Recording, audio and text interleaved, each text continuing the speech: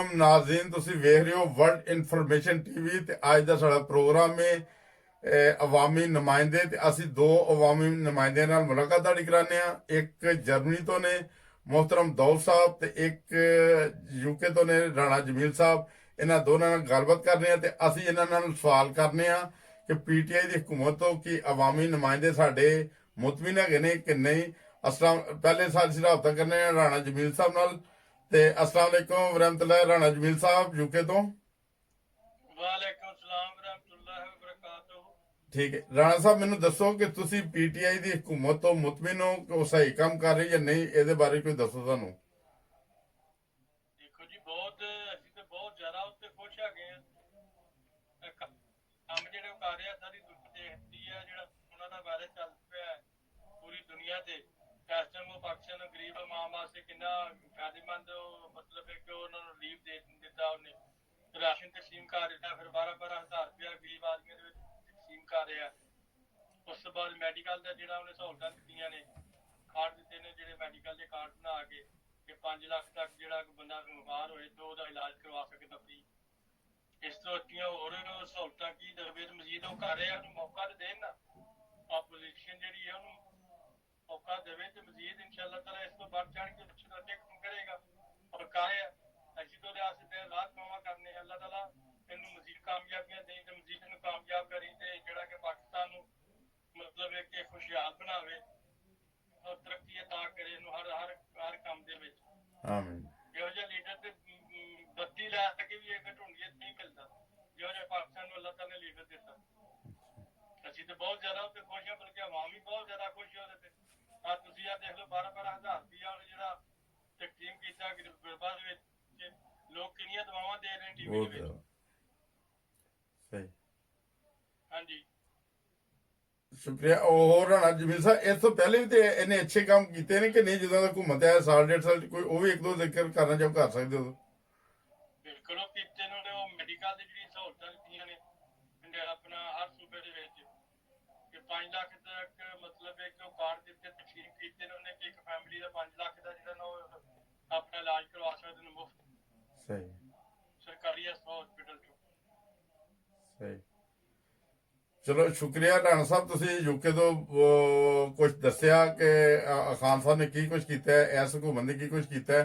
ਤੇ ਹੁਣ ਇਹਦੇ ਬਾਅਦ ਅਸੀਂ ਚੱਲਦੇ ਹਾਂ ਰਾਣਾ ਦੌ ਸਾਹਿਬ ਵੱਲ। ਰਾਣਾ ਦੌ ਸਾਹਿਬ ਜਰਮਨੀ ਤੋਂ ਤੁਸੀਂ ਕੁਝ ਦੱਸੋਗੇ ਕੋਈ ਅੱਛੇ ਕੰਮ ਕੀਤੇ ਨੇ ਖਾਨ ਸਾਹਿਬ ਨੇ ਕਿ ਨਹੀਂ ਇਸ ਹੁਕੂਮਤ ਨੇ? जी वालेकुम सलाम रहमतुल्लाह जी।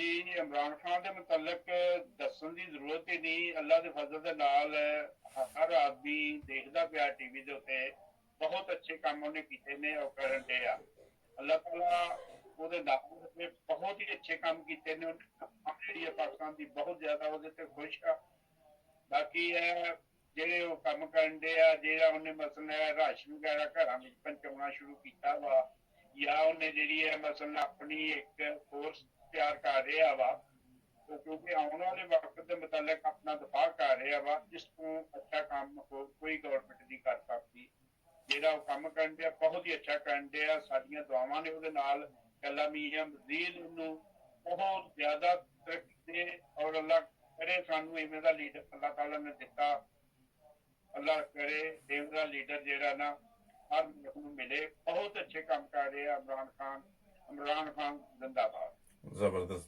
ਅੱਛਾ ਇਸ ਤੋਂ ਇਲਾਵਾ ਹੋਰ ਤੁਸੀਂ ਕੋਈ ਉਹਨਾਂ ਦੀ ਕੋਈ ਖਿਦਮਤ ਦਾ ਕੋਈ ਅਗਰ ਜ਼ਿਕਰ ਕਰਨਾ ਚਾਹੋ ਇਮਰਾਨ ਖਾਨ ਸਾਹਿਬ ਦੀਆਂ ਤੇ ਉਹ ਵੀ ਤੁਸੀਂ ਕਰ ਸਕਦੇ ਹੋ। ਕੋਈ ਹੋਰ ਖਿਦਮਤ ਜਿਹੜੀ ਉਹਨਾਂ ਨੇ ਕੀਤੀਆਂ ਨੇ ਤੇ ਉਹਦਾ ਪਹਿਲੇ ਤੇ ਸਾਰੀ ਦੁਨੀਆ ਨੂੰ ਪਤਾ ਚੱਲ ਹੀ ਗਿਆ ਕਿ ਅੱਲਾਹ ਦੇ ਫਜ਼ਲ ਨਾਲ ਬਹੁਤ ਇਮਾਨਦਾਰ ਆਦਮੀ ਆ।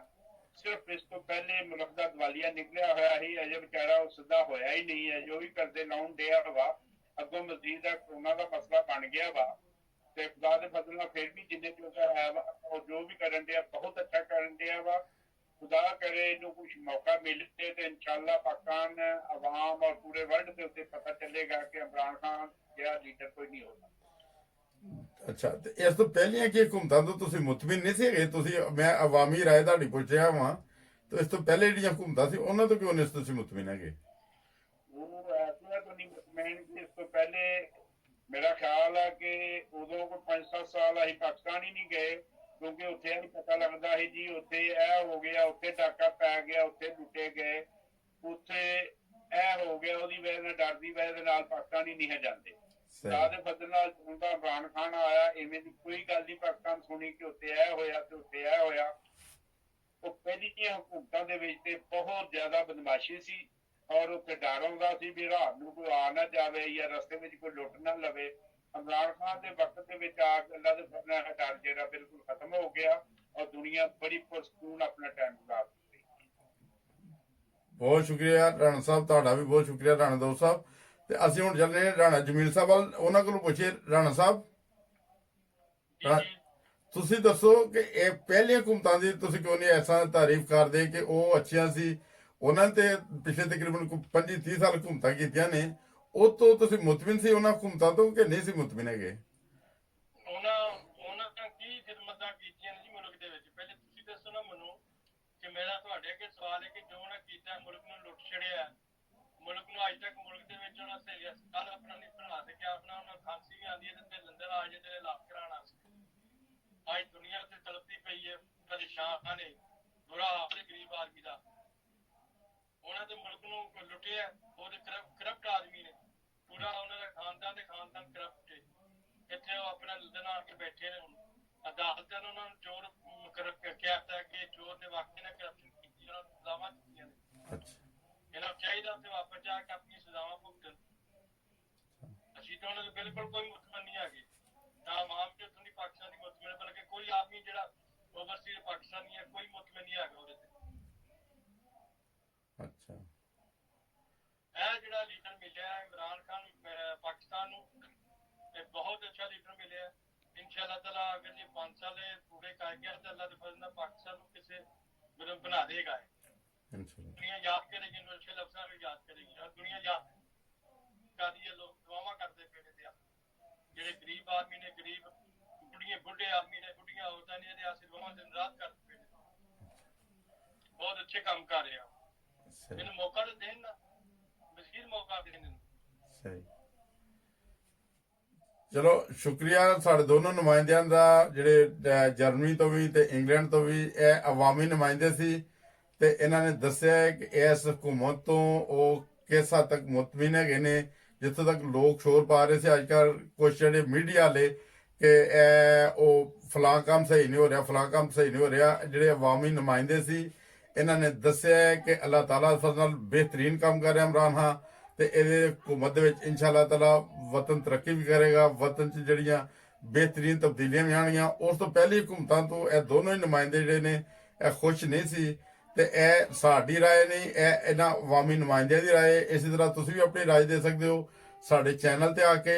ਅਸੀਂ ਆਪਣਾ WhatsApp ਦਾ ਨੰਬਰ ਤੁਹਾਡੇ ਨਾਲ ਸ਼ੇਅਰ ਕਰਾਂਗੇ ਤੇ ਤੁਸੀਂ ਵੀ ਸਾਡੇ ਨਾਲ ਆ ਕੇ ਤੇ ਅਸੀਂ ਤੁਹਾਡੇ ਕੋਲ ਇੰਟਰਵਿਊ ਲੈ ਸਕਦੇ ਹਾਂ ਤੇ ਤੁਸੀਂ ਵੀ ਆਪਣੀ ਰਾਏ ਦਾ ਇਜ਼ਹਾਰ ਕਰ ਸਕਦੇ ਹੋ। ਤੇ ਆ ਵੇਖ ਰਹੇ ਹੋ ਵਰਲਡ ਇਨਫੋਰਮੇਸ਼ਨ ਟੀਵੀ। ਇਹਦੇ ਨਾਲ ਹੀ ਸਾਡਾ ਇੱਕ ਹੋਰ ਚੈਨਲ ਵੀ ਹੈ, ਉਹਦੀ ਵੀ ਡਿਸਕ੍ਰਿਪਸ਼ਨ ਮਿਲ ਜਾਏਗੀ, ਇਹਦੇ ਵਿੱਚ ਹੀ ਤੁਹਾਨੂੰ ਰਾਬਤਾ ਉਹਦਾ ਮਿਲ ਜਾਏਗਾ, ਉਹ ਹਸਤਾ ਵਸਤਾ ਪੰਜਾਬ। ਤੁਸੀਂ ਇਹਨਾਂ ਦੋਨੋਂ ਚੈਨਲਾਂ ਨੂੰ ਸਬਸਕ੍ਰਾਈਬ ਵੀ ਕਰ ਦੇਣਾ ਤੇ ਸ਼ੇਅਰ ਵੀ ਕਰਨਾ। ਤੇ ਬਹੁਤ ਸ਼ੁਕਰੀਆ ਦੋਨੋਂ ਨੁਮਾਇੰਦਿਆਂ ਦਾ, ਦੋਨਾਂ ਨੂੰ ਬਹੁਤ ਬਹੁਤ ਮੁਹੱਬਤ ਭਰਾ ਸਲਾਮ। अस्सलाम वालेकुम वरहमतुल्लाह।